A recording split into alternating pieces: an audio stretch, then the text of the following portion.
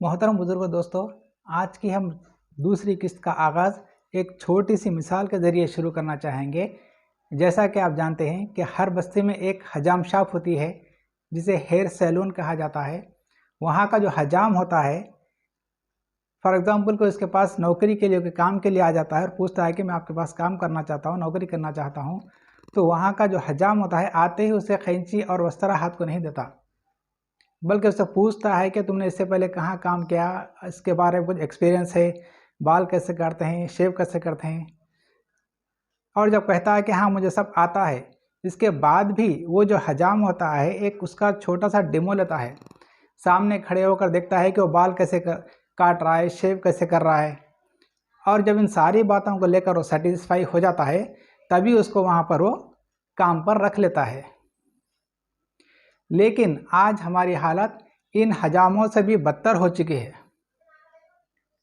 क्योंकि हमारे पास जो ख्वाजियों को अपॉइंट किया जाता है, चाहे वो वक्फ बोर्ड के ज़रिए हो या गवर्नमेंट के ज़रिए हो, बजाय उनसे कुछ मालूमात करने के कि आपको क्या शरीयत के बारे में कुछ पता है, कि निकाह कैसा पढ़ाया जाता है, पहला निकाह कैसा किसका पढ़ाया जाता है, दूसरा तीसरा निकाह कौन से किस हालात में कैसे मर्द का पढ़ाया जाता है, तलाक का क्या मसला है, खुला का क्या मसला है, ऐसी कोई बातों का, हालांकि वो जो हजाम होता है, मामूली बाल या शेव अगर ऊंच नीच भी हो जाए तो उसे सुधारा और संभाला जा सकता है, फिर भी एहतियाती तदाबीर करता है वो हजाम।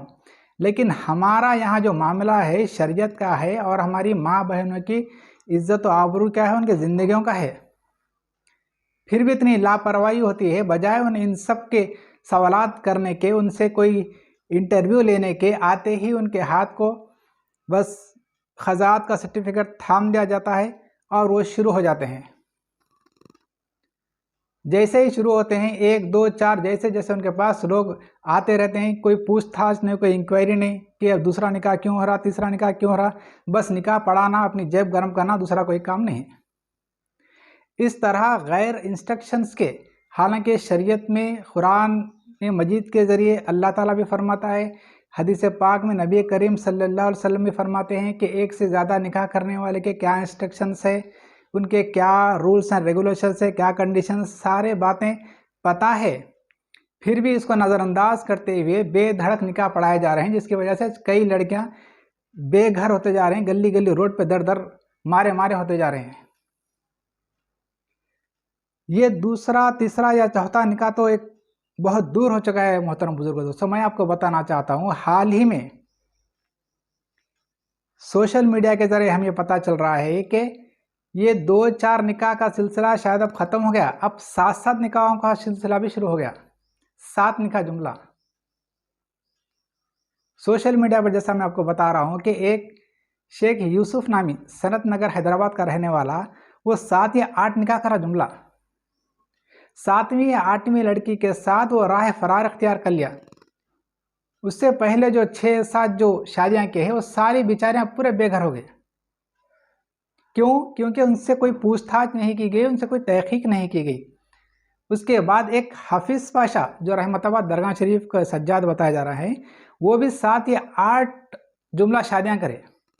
8वीं शादी में शायद वो फंक्शन हॉल नहीं पहुँचे, उसी वक्त एक बड़ा इशू, एक हंगामा खड़ा हो गया। ऐसे कई वाक़यात पेश आ रहे हैं। खाजियों को इतनी छूट दी जा चुकी है। हम आपको बताना चाहते हैं, ये 2-4 का जो निकाह जो शरीयत में बताया जा रहा था, वो एक इंस्ट्रक्शन के ज़रिए थोड़ी देर की वजह से 4 निकाह को हम साइड में रख देते हैं। लेकिन जो 7 निकाह का जो सिलसिला शुरू हो गया, इसमें बताना ज़रूरी है खाजियों को कि ये कौन से मज़हब के एतबार से 7 निकाह 11 निकाह करने की आप कोशिशें कर रहे हैं और इस पर अमल भी कर रहे हैं। खाजियों को मैं पूछना चाहता हूं कि आपका धर्म कौन सा है, आपका मज़हब कौन सा है, जो आप 7-7 निकाह शादियाँ पढ़ाने के लिए आगे बढ़ते जा रहे हैं। इतनी लापरवाही हमारे वक्फ बोर्ड और गवर्नमेंट की जानिब से भी बढ़ती जा रही है और खाजियों को इतनी छूट दी जा चुकी है कि उनके आगे पीछे कोई पूछने वाला, कोई उनके पीछे कोई इंक्वायरी करने वाला बाकी ही नहीं रहा। ज़रूरत से ज़्यादा वो हाथ से निकल चुके हैं। हत्ता कि मैं आपको बताना चाहता हूं कि हाल ही में जो अपने आप को खाजी कहते हैं, वो हाल ही में दलालों के साथ औरतों का धंधा, औरतों का कारोबार करते हुए रंगे हाथ पकड़े गए। कई सालों से हमारे तेलंगाना हैदराबाद में 80-80, 90-90 साल के जो बाहर के जो शेख होते थे, जो कफील होते थे, 80-80, 90 साल के जो बूढ़े बड़े लोग आते थे, उनका निकाह 15-16 साल की लड़कियों से अग्रीमेंट मैरिज करवाया जाता था। एक मोटी सी रकम के लिए, अपनी ज़ाती मफाद के लिए 15-16 साल की भोली भाली मासूम जो गरीब तबके से ताल्लुक़ रखने वाली लड़कियां होती थीं, उनको टारगेट किया जाता था। और जो वो बूढ़े और ज़ईफ़ 2-2, 3-3 महीने उनके साथ हैदराबाद में रात गुजारने के बाद अपने वतन वापस लौटते थे। फिर वहाँ से उन्हें 2 या 3 मरतबा फ़ोन में बातचीत होती थी, और जब आने या फिर जाने के बारे में कुछ मज़ीद वो लड़की बात करना चाही तो फ़ौरन उसे फ़ोन पर ही 3 तलाक दे दिया जाता था। जो हम आपको बता रहे हैं, 3 तलाक का सिलसिला भी यहीं से शुरू हुआ है। बताना मकसद ये है कि इतने सालों से मैं समझता हूँ, मोर देन 30 to 40 ईयर्स से हैदराबाद में और हमारे तेलंगाना में और मुंबई के भी कुछ दलालों के साथ हमारे खाजी कई सालों से इस तरह के हालात को बनाए थे, लेकिन कभी हमें पता तक नहीं चला। हैदराबाद हमारी नाक के नीचे इतना बड़ा कांड होता रहा और हमें पता तक नहीं चला। बहुत ताज्जुब और बहुत अफसोस की बात है मोहतरम बुजुर्ग दोस्तों। मैं मुबारकबाद देना चाहता हूं हमारे तेलंगाना हुकूमत को कि वो स्टिंग ऑपरेशन के जरिए इन पर एक बड़ा धावा बोला और फौरी तौर पर एक बड़ा सेक्स रैकेट का पर्दाफाश किया गया। ईमान कमेटी तेलंगाना की पोस्ट पर मैंने 2 या 3 वीडियोस लास्ट मंथ अपलोड किए थे, आप उसे तफसीली देख सकते हैं। तेलंगाना सरकार ने उन पर हमला किया और एक बड़ा सेक्स रैकेट का पर्दाफाश किया। काबिल मुबारकबाद है तेलंगाना हुकूमत, वहाँ के एसीपी, वहाँ के कमिश्नर, वहाँ की टास्क फोर्स, मैं इन सब का शुक्रिया अदा करना चाहता हूँ। लेकिन अफसोस की बात यह है कि जब उन पर हमला किया गया, जब सेक्स रैकेट का पर्दाफाश किया गया, तभी भी ना तो कोई सियासी और समाजी कैदी, ना तो कोई उलमाए कराम और ना ही कोई दानिश्वरानी मिल्लत इसके खिलाफ कोई बयान नहीं दिया, ना तो कोई मजम्मत की और ना ही कोई टिप्पणी दी। सबके सब खामोश हो गए। पूरी मीडिया में जैसे ही मंजर आम पर आ गया, ये खाजियों का और दलालों का जो मेल मिलाप हो गया था, जो पर्दाफाश हो गया, तो सारे के सारे खामोश थम से गए, सम गए पूरा। यानी ऐसा लग रहा था कि हमारा इतना बड़ा नुकसान हो गया। बताना मकसद ये है कि इतनी छूट दी जा चुकी है, हालांकि इतना बड़ा कांड हैदराबाद में होने के बाद भी गवर्नमेंट को चाहिए कि वक्फ बोर्ड को चाहिए कि वो खाजियों की लगाम को कसें, उन्हें कंट्रोल में रखें। फिर भी उन्हें छूट दी जा चुकी है, उन पर कोई इंक्वायरी, कोई तहकीक करने का कोई सवाल ही पैदा नहीं हो रहा इतने सालों के बाद भी। और ये 7 शादियों का जो सिलसिला अभी भी 7 शादियों का सिलसिला मुसलसल जारी और सारी है। मैं इस वक्त वक्फ बोर्ड के सीईओ साहब से मुतालबा करना चाहता हूँ, ये डिमांड करना चाहता हूँ कि वो अब बिला ताखिर तेलंगाना और आंध्र के तमाम खाजियों की एक अहम बैठक करें, एक हंगामी इजलास मुनक़िद करें,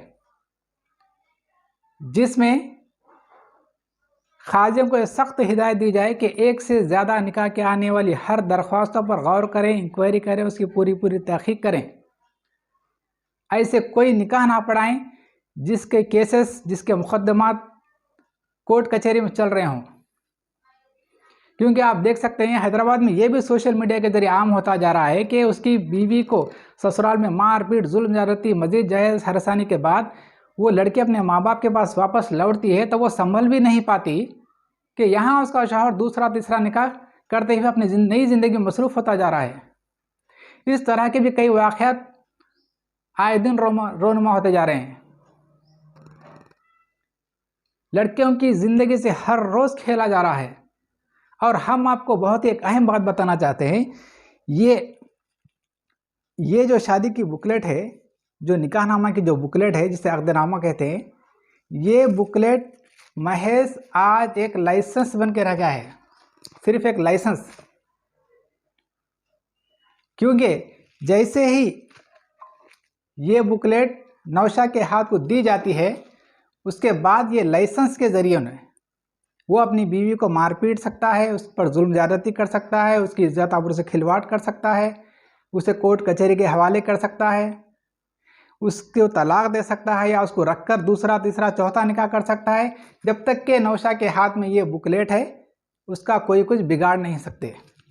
आज ये निकाहनामे की बुकलेट सिर्फ एक लाइसेंस की तरह इस्तेमाल किया जा रहा है, जिस पर कोई कार्रवाई नहीं। अगर कोई लड़की, मजलूम लड़की कहीं जाकर कहती है कि मेरा शौहर फलां ऐसा कर रहा है, मेरा शौहर, हालांकि कानून में भी अगर जाकर उसकी कंप्लेंट करे तो वहां भी कहा जाता है कि आपके शरीयत में तो 2-4 निकाह है, हम क्या कर सकते हैं। ऐसे माहौल को पूरी तरह बिगाड़ दिया गया है। तो मैं खासकर वक्फ बोर्ड के सीईओ साहब से मुतालबा करना चाहता हूँ, जिस किसी लड़की का भी कोर्ट कचहरी में केसेस चल रहे हैं उसके शौहर का दूसरा या तीसरा ख़तई निकाह हरगिज़ ही ना पढ़ाएं, क्योंकि कुरान मजीद में अल्लाह सुब्हानहू व तआला फरमाता है कि तुम एक से ज़्यादा निकाह तो कर सकते हो, लेकिन अपने दोनों बीवियों के बीच अदल इंसाफ कर सको तो। जैसा कि आप देखते हैं, अगर लड़की अपने शौहर के खिलाफ कोर्ट कचहरी क्यों जाती, लड़की अपने हक़ और इंसाफ के लिए जाती है। यहाँ पर खुलेआम आपको नज़र आ रहा है कि वो लड़की जो उसकी पहली बीवी है अपने शौहर के खिलाफ हक़ और इंसाफ के लिए कोर्ट को गई है। आप उसके शौहर का दूसरा तीसरा निकाह पढ़ा रहे हैं, जो शरई इंस्ट्रक्शन के सख्त खिलाफ है। मैं आपको बताना चाहता हूँ कि यहाँ से हमने भी इसके खिलाफ एक बड़ी मुहिम का आगाज़ कर चुके हैं। जहाँ भी एक से ज़्यादा निकाह किया जा रहा है, हम उनके खाजी निकाह पढ़ाता है उसके दफ्तर के सामने धरना प्रदर्शन करेंगे।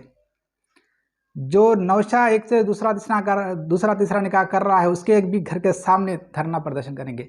और ख़ास मैं उन लड़कियों के माँ बाप को और लड़कियों को भी सख्त वार्निंग देना चाह रहा हूँ जो दूसरा तीसरा चौथा निकाह में अपने बेटियों की बलि चढ़ा रहे हैं। हालांकि हफीज़ पाशा का जो मामला हमने देखा है, जो पिछले महीने आया था 11 फरवरी को, वो हफीज़ पाशा जो फंक्शन हॉल नहीं पहुँचते तो वो लड़की और उनके वालिद लंगर हाउस पीएस में हफीज़ पाशा के खिलाफ कंप्लेंट दर्ज करते हैं और उसी रात हफीज़ पाशा का पूरा काला चिट्ठा खोल कर रख देते हैं कि वो जादूगर था, उसके ऊपर फला केसेस बुक थे, वो चीटर था, धोखेबाज था, उसने 7 शादियाँ की, 8 शादियाँ की। इसका मतलब ये है कि हफीज़ पाशा के बारे में आपको पूरी जानकारी थी, उसके बाद भी आप अपनी बेटी को बलि का बकरा चढ़ा रहे थे। तो इस ज़मन में आप भी उसके गुनहगार हैं और आप जैसे ये लड़कियों को भी हम हरगिज़ नहीं बख्शेंगे, इनके ऊपर भी सख्त कार्रवाई करने की कोशिश करेंगे। हमने एक बड़ी मुहिम का आगाज़ कर दिया है।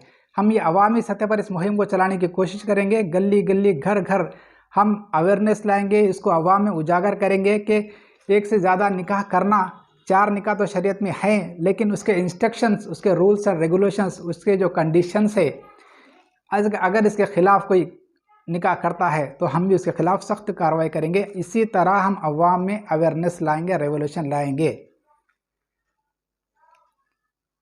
यही बात कहते हुए मैं आज की इस तकरीर को ख़त्म करता हूँ। व आखिर दावाना अनिल हम्दुलिल्लाहि रब्बिल आलमीन।